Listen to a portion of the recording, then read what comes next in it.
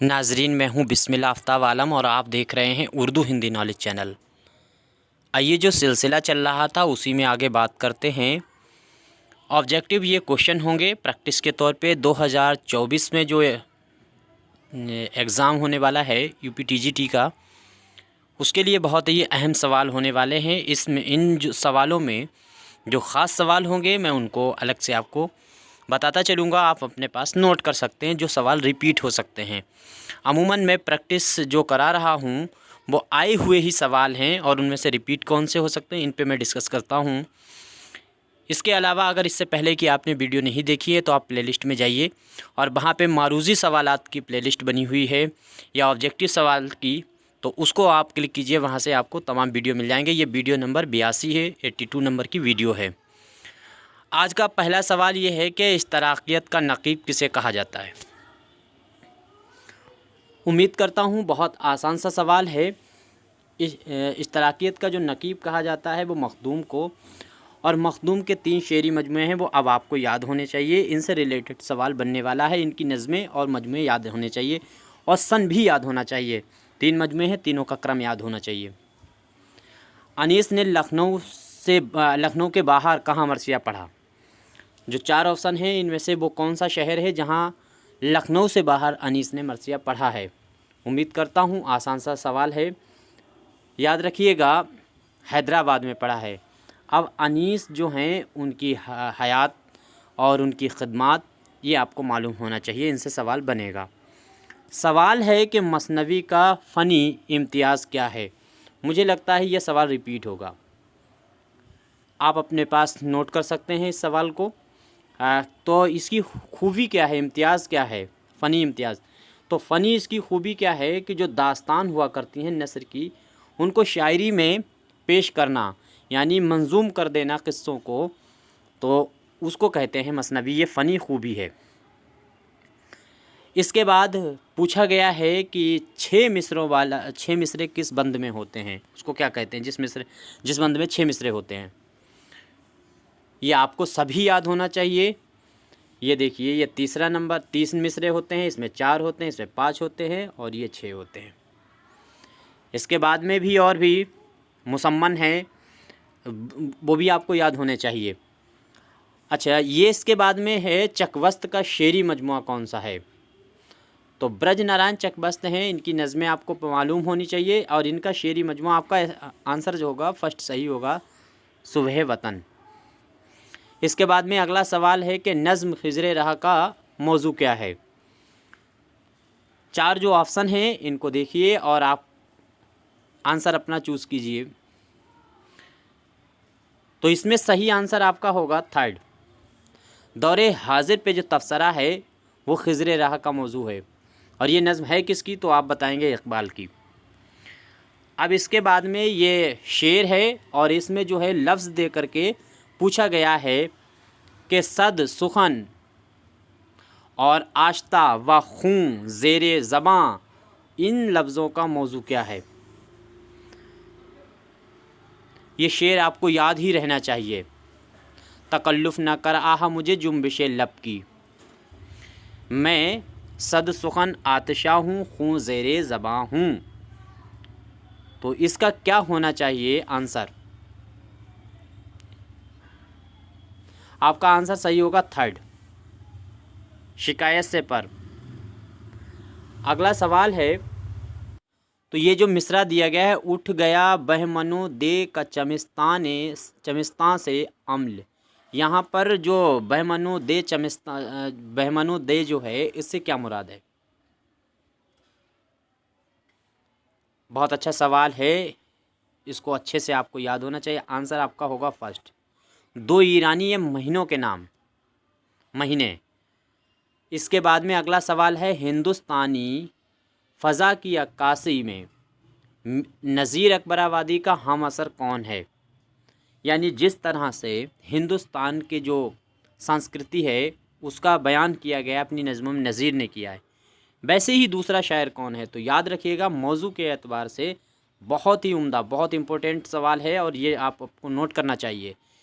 मोहम्मद कुली कुतुब शाह का नाम याद रहे, इन्होंने भी मौजू पे ही हिंदुस्तानी जो ये त्यौहार हैं, मेले हैं, ठेले, इन पे भी नज़में जो हैं मोहम्मद कुली कुतुब शाह ने भी कही हैं।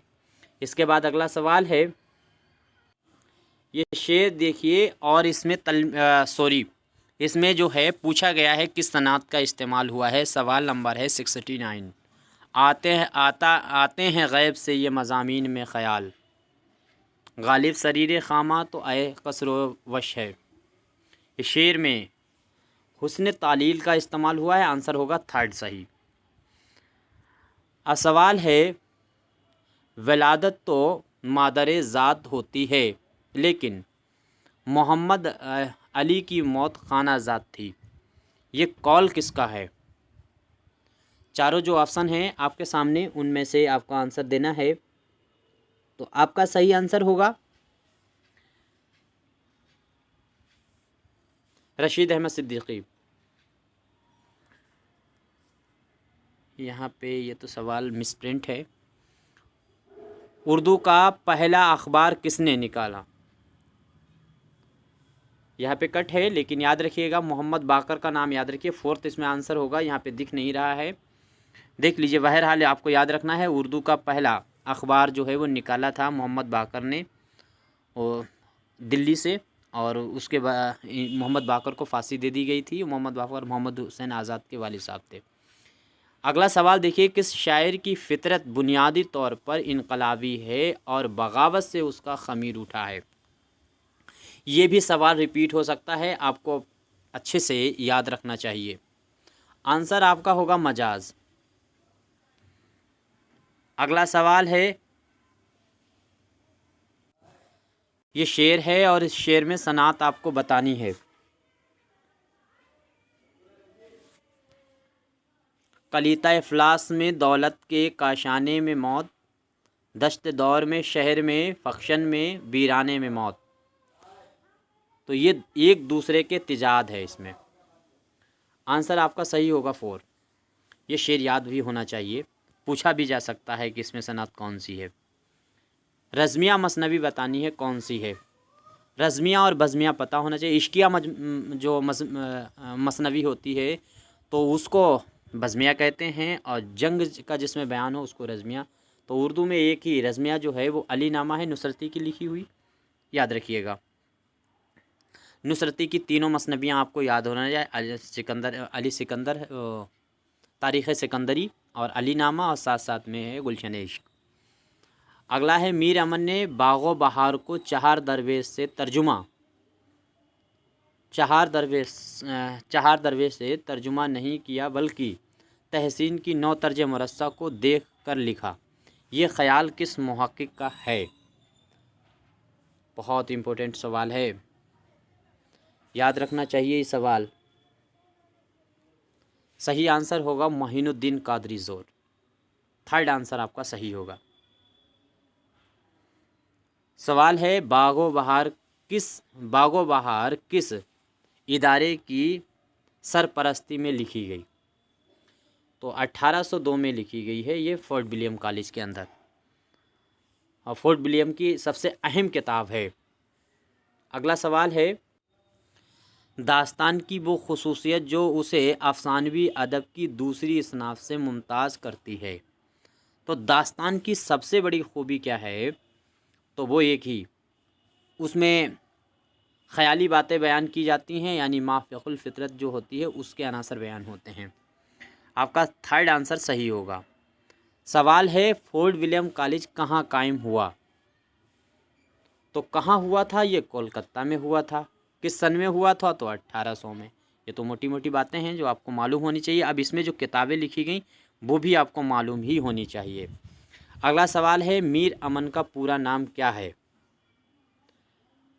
तो इनका पूरा नाम जो है वो मीर आमान आता है लिखित में। आपका सेकंड आंसर बिल्कुल सही होगा। सवाल है, मीर अमन ने गुलिस्तान का तर्जुमा किस नाम से किया है? कभी कभी अनवारे सहेली का तर्जुमा पूछ लेते हैं, याद रखिएगा। तो आंसर आपका होगा गुंजे खूबी। उर्दू की नसरी दास्तानें किताब किस मुसन्निफ़ की है? ये रिपीट होगा। ऐसे सवाल जो हैं वो ढूंढ कर ये बनाते हैं, 20-25 क्वेश्चन इनको टफ़ करना होते हैं, वो इसी तरह के सवाल होते हैं। मैं प्रैक्टिस करवाता हूँ, इसीलिए आप जब तक एग्ज़ाम नहीं हो रहा है, जब तक आप सिर्फ 1 या 2 घंटे ही पढ़िए, और जब एग्ज़ाम की डेट आ जाए तो उसके बाद 8-10 घंटे जितना भी पढ़ सकते हैं पढ़िए। अभी सिर्फ 2 घंटे काफ़ी, 1 घंटे आप वीडियो देखिए और 1 घंटे बुक पढ़िए, बहुत है। स्पीड में पढ़िए, ज़्यादा गहरा पढ़ने की ज़रूरत नहीं है। टीजीटी में गहरा नहीं पूछते हैं, बहुत ज़्यादा पूछते हैं, तो ज़्यादा राइटरों को पढ़ें। उम्मीद करता हूँ ये आंसर सभी ने सही चूज़ किया होगा और आपका सही आंसर होगा ज्ञानचंद्र जैन। यहाँ से आपका सेकंड नंबर आंसर सही होगा। अगला सवाल है कि दास्तान रानी केतकी की कहानी का साल तसनीफ़ है, तो ये किस साल लिखी गई है, इसकी तसनीफ़ बतानी है आपको। कहीं कहीं 1802 बताते हैं, 1803 आंसर सही होना चाहिए। दास्तान फसाना अजाइब का सने तसनीफ़,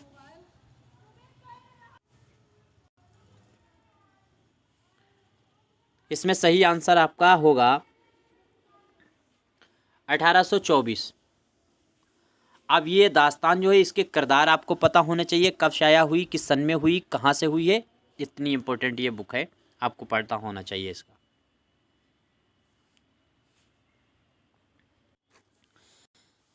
जुमला दिया गया है और इसमें सनात पूछी गई, शेर नहीं दिया है। वो फूल सा बदन जो सूख कर काटा हो गया, और वो रंग जो कुंदन सा महकता था हल्दी सा बन गया। तो तशबीह दी जा रही है, हल्दी सा बदन कैसा हो गया, जो कुंदन सा महकता था वो हल्दी सा हो गया है, यानी इसमें तशबीह हो रही है। याद रखिएगा, यहाँ से आपका आंसर सही होगा फर्स्ट। अगला सवाल है,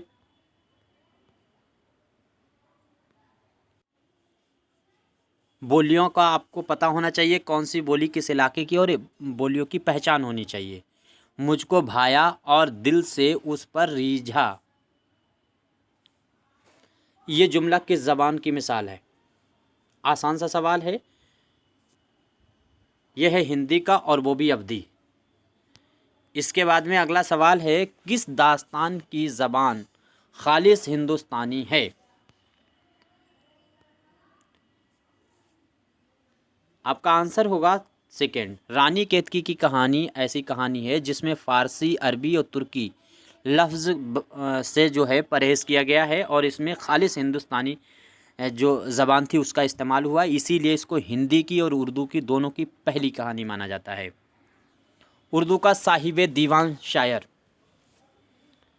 आसान सा सवाल है लेकिन रिपीट होने वाला सवाल है, ये याद रखिएगा। उर्दू ब्रज भाषा से निकली है, ये कौल किसका है।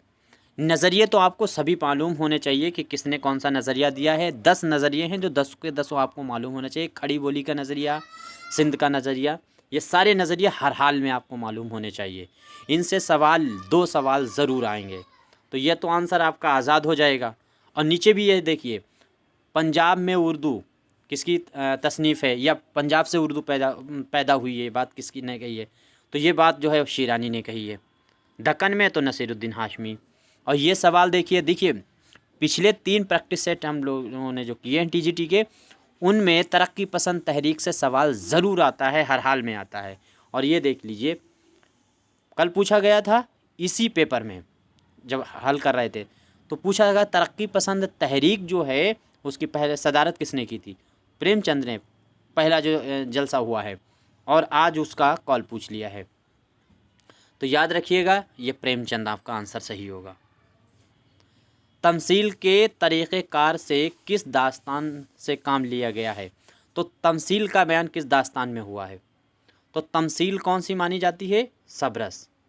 अगर सबरस आंसर में ना हो तब आप नरंगे ख़याल को लगाएंगे आज़ाद की, उसमें भी तमसील का ही बयान है, तमसील से ही काम लिया गया। वो कौन सी दास्तान है जिसमें लखनऊ तहज़ीब व माशरत की तस्वीर कशी की गई है। ये भी सवाल बार बार रिपीट हो रहा है। कभी कभी ज़वाल जो वहाँ लखनऊ की जो तहज़ीब है उसका ज़वाल किस में बयान किया गया है ये पूछेंगे, कभी कभी लखनऊ की तारीफ़ की बात करेंगे। तो अगर ज़बाल की बात आए तो उमराव जान अदा को लगाएंगे या मोहम्मद हुसैन फसाना आज़ाद को लगाएंगे। और तारीफ़ अगर लखनऊ की बात आए तो फसाना अजाइब को लगाएंगे।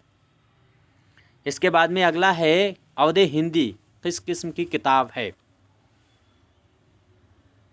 तो यह गालिब के खुतूत का मजमुआ है। आपका 4 आंसर सही हो जाएगा।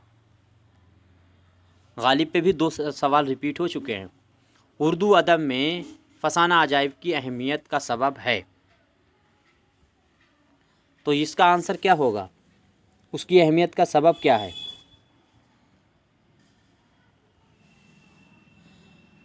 नंबर फर्स्ट सही होगा, उसका मरसा उसलूब। और इसके बाद अगला सवाल है,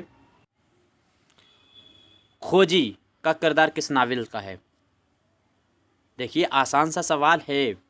खोजी जो है और फसाना अजाइब जो है या फसाना आज़ाद, ये दोनों के दास्तान के शाया कहाँ से हुई हैं, किस सन में हुई है, ये अच्छे से पता होने चाहिए। इसके कैरेक्टर सब मालूम होने चाहिए। अगला सवाल है, किताब उर्दू नावल की तारीख़ व तनक़ीद के मुसन्निफ़ कौन हैं। अच्छा सवाल है, उम्मीद करता हूँ सभी ने सही चूज़ किया होगा। उर्दू नावल की तारीख़ व तनक़ीद के मुसन्निफ़ कौन हैं।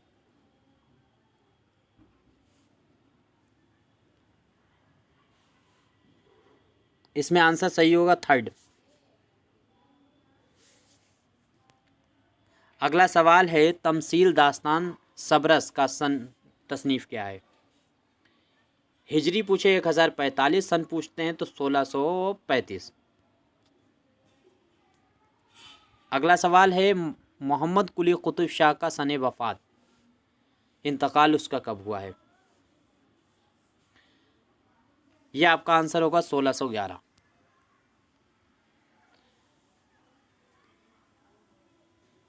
उनकी नस्र ने मरासले को मकालमा बना दिया।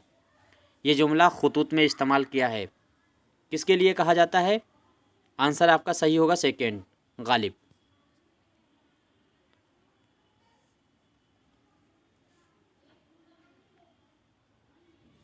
ये जुमला दिया गया है और पूछा गया ये किसका है, तो ये भी खुतूत में इस्तेमाल हुआ है। सोकोस से बज़वान बातें किया करो, हिजर में वसल के मज़े लिया करो। आंसर आपका सही होगा गालिब। मिर्ज़ा गालिब के खुतूत का अहम वस्फ़ क्या है। देखिए गालिब से कितने सवाल पूछे गए हैं। मैंने कल भी कहा था कि गालिब की शायरी पे आपको गौर नहीं करना है। गालिब के बारे में पढ़ते टाइम पर आपको उनकी नसरी जो खूबियाँ हैं और नस्र में जो उन्होंने काम किए हैं, चाहे वो तारीख़ी किताबें लिखी हुई, महर निमरोज़ हैं, महर माह है, ये तमाम आपको पढ़ना है। सवाल जो है वो इनकी नस्र से बनना लगा है, शायरी से नहीं बनता है। तो मिर्ज़ा गालिब के खुतूत का क्या है, बस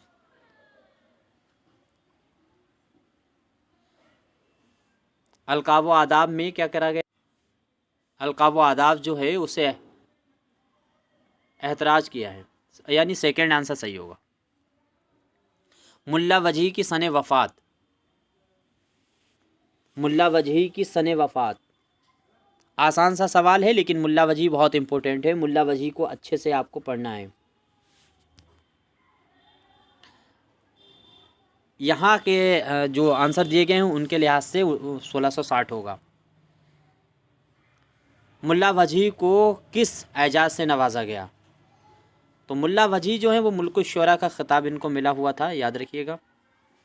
मसनवी कुतुब मुश्तरीक किसकी तसनीफ़ है। देखिए मुल्ला वजही से सवाल कितने रिपीट किए हैं, 2-3 सवाल इन्होंने रिपीट कर दिए। और ये सवाल है जो वापस आ सकता है अगली बार 24 जो एग्ज़ाम होने वाला उसमें आ सकता है। कुर्रतुल-ऐन हैदर के अफ़साने पतझड़ की आवाज़ का मौजू क्या है।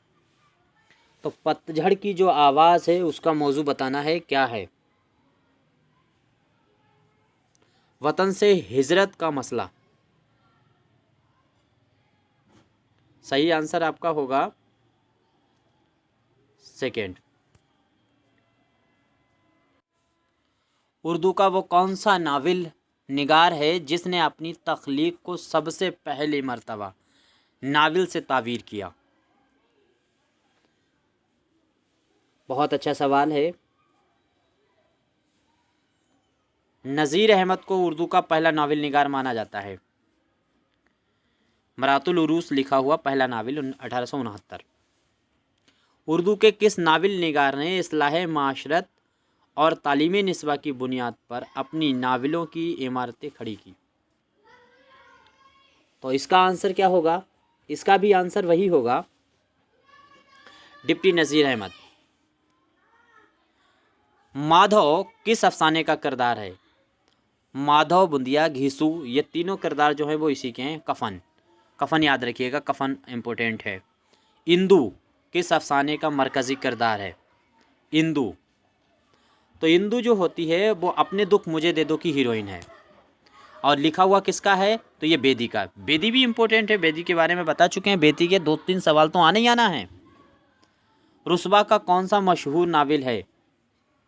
बहुत ही आसान सा सवाल है, लेकिन रुस्वा के और भी नावल हैं, जासूसी नावल ख़ास तौर से याद रखिएगा। उमराव जान इनका है। मिर्ज़ा ज़ाहिरदार बेग किस नावल का किरदार है? तो मिर्ज़ा ज़ाहिरदार बेग जो है वो कलीम का दोस्त होता है। नुसू, तौबतुन नुसू जो है उस नावल का किरदार है। चौथी का जोड़ा, इसमें चुगताई का देखिए रिपीट किया गया है। चौथी का जोड़ा, इसमें चुगताई का लिखा हुआ नावल अफसाना है और बहुत ही अच्छा है। इसके किरदार भी चौथी जोड़े याद होना चाहिए। राहत है, जो है कुबरा है, ये तमाम जो किरदार हैं वो याद होने चाहिए। क़ुर्रतुल ऐन हैदर को किस ड्रामे से किस अवार्ड से नवाजा गया? तो उर्दू में सिर्फ 4 ऐसे हैं अदीब जिनको ज्ञानपीठ मिला है और चारों के चारों उत्तर प्रदेश के हैं। अगला देखिए, क़ुर्रतुल ऐन हैदर के वालिद का नाम। क़ुर्रतुल ऐन हैदर के वालिद का नाम है सज्जाद हैदर इल्दरम। मसनबी गुलजार नसीम की अहम खुसूसियत बतानी है। तो सबसे बड़ी खूबी जो है वो इसकी क्या है?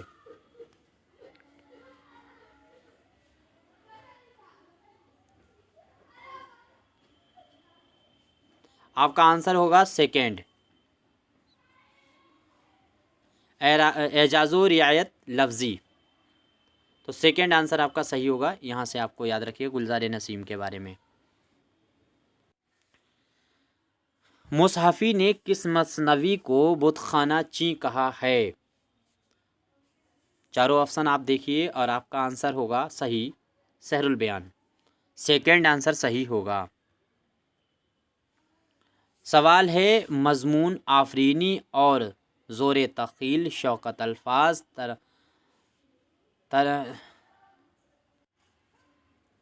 तराक़ी और तमतराक़ किस सिनफ़ सुख़न के खसूसियत है, मखसूस है? आंसर आपका होगा कसीदा। अच्छा सवाल है, इसको नोट कीजिएगा, ये अल्फाज पूछे जा सकते हैं। और एजाज़ व इख्तिसार किसकी खूबी है? ये भी याद रखिए, वो गज़ल की खूबी है। अगला सवाल है, अहद बहादुर शाह के किस शायर ने सिनफ़ कसीदा को मज़हबी अक़ीदत के इजहार और अफ़ज़ल व कमाल का ज़रिया बना दिया? तो मज़हबी कसीदे लिखने का काम किया है मोमिन ने, और बहुत ही इम्पोर्टेंट सवाल है, ये आपको याद रखना होगा। अगला सवाल है, सौदा का कसीदा एक सेल बेपनाह है जिसे रोकना मुश्किल है, ये राय किस नक्काद की है? तो सौदा का कसीदा, ये राय जो है कसीदे में किसके लिए दी गई है? एक सेल बेपनाह है जिसे रोकना मुश्किल है। तो 22 का सवाल आंसर आपका होगा मोहम्मद हुसैन आज़ाद। और अगला सवाल है कि मिर्ज़ा दबीर के मरासी का ख़ास वस्फ़ क्या है?